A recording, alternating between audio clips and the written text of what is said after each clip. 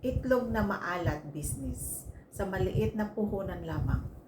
Magandang kakitaan ito, yung pagbibusiness natin ng itlog na maalat. Tuturuan ko kayo guys kung paano ang paggawa nito. Ito guys, narito yung mga simpleng paraan ng paggawa ng itlog na maalat. Yung mga sangkap natin, itlog ng itik, mas masarap yon. Pwede rin yung itlog ng manok guys, pero mas maganda yung itlog ng itik. Kasi alam nyo guys, yung shell niya, sabihin natin mas matibay, hindi siya madaling mabasag, I mean. Para pag kumukulo siya, sabihin natin talagang hindi siya katulad ng itlog ng manok na mabilis mabasag yung mga shell nila. Yung itlog ng itik, mas matibay ito. Kaya ito yung mas magandang gamitin talaga sa paggawa ng itlog na maalat. Then, asin. Yung gamitin natin guys, yung rock salt o yung ordinary asin lang. Okay na yon. Then, siyempre, tubig. Saka, malinis na garapon o yung lalagyan natin.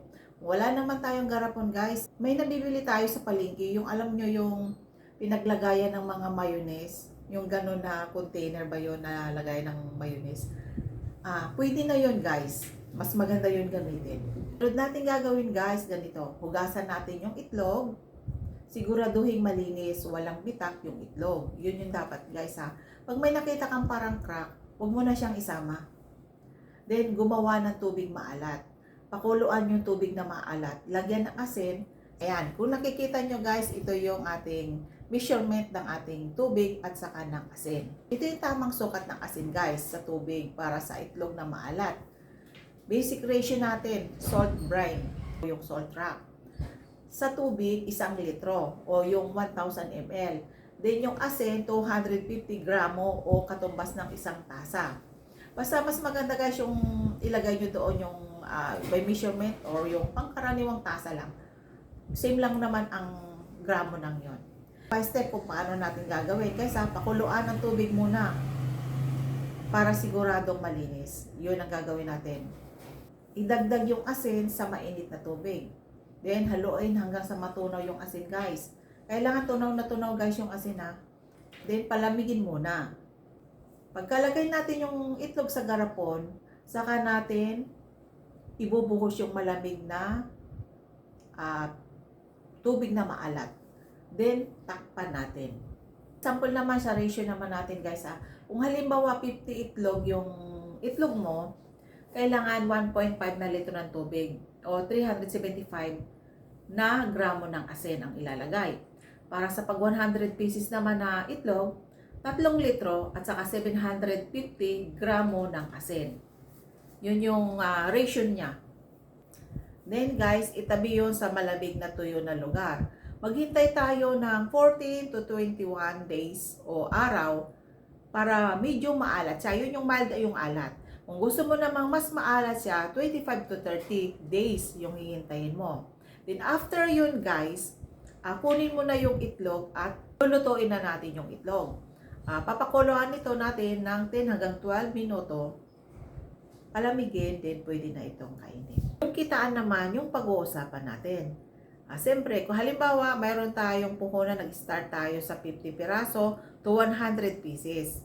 Yung bintahan natin kada isa is 25 or sabihin natin 26 o 24. Depende yun sa'yo. Kumbaga, starter ka muna, wag mong i-price ng mataas o sabi natin mababa. Yung tama lang kasi pag nagustuhan nila yung lasa, doon ka na sabi natin gumawa ng iba mong mga taste, for example, spicy o garlic.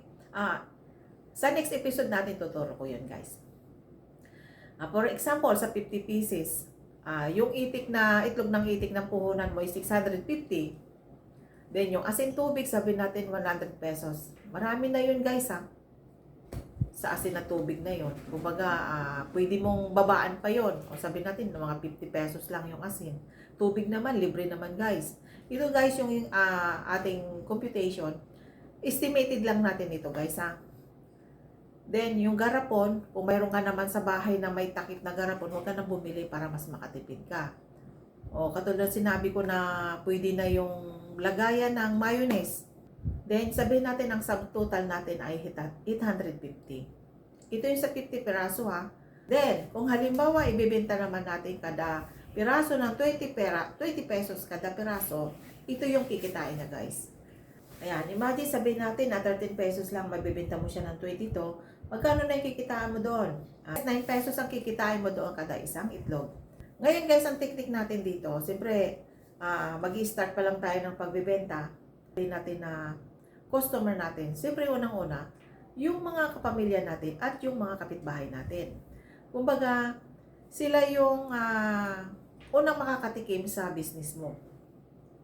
Pag sabihin natin, pumatok yun, dagan mo na siya. Pag sa tingin mo in the next day, in the next cycle ng proseso mo, talagang patok siya, doon mo na dagdagan yung puhunan mo.